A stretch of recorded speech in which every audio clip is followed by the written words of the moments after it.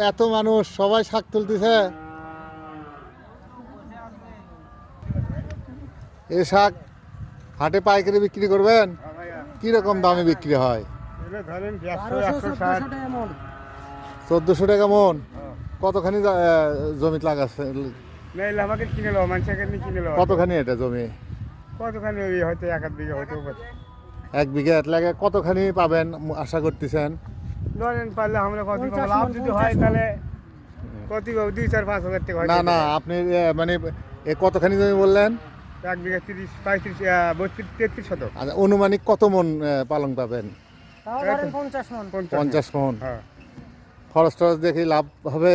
সেটা গাড়িতে বুঝে আমাকে গাড়িতে তো লাভ করে গেছে। এখন আমরা গাড়িতে থেকে কিনে নিচ্ছি, আমরা আমার লেগে মানে গারস্থ চাষ করছে, আপনার জমির ফসল কিনে নিছেন? হ্যাঁ, কত দিয়ে কিনছেন? কিনে নিচ্ছি আমরা 27,000। 27,000। এটা এখন হাটে নিয়ে যা আপনার পাইকারি বিক্রি করে দেবেন? হ্যাঁ, ঢাকা চৌরাস্তা। কি নাম আপনার? আনিসুর রহমান। কোথায় বাসা? জন্তিবাড়ি। কোথায়? জন্তিবাড়ি। আপনি কি এরকম কতখানি আশেপাশে আরো কিনছেন? ব্যাপারী আমাকে আলাদা, আমরা ব্যাপারীর কর্মচারী, ব্যাপারী ভেত আসেনি। ব্যাপারী বিভিন্ন ভিউ কিনে নেয়, আপনারা তুলে নিয়ে যান?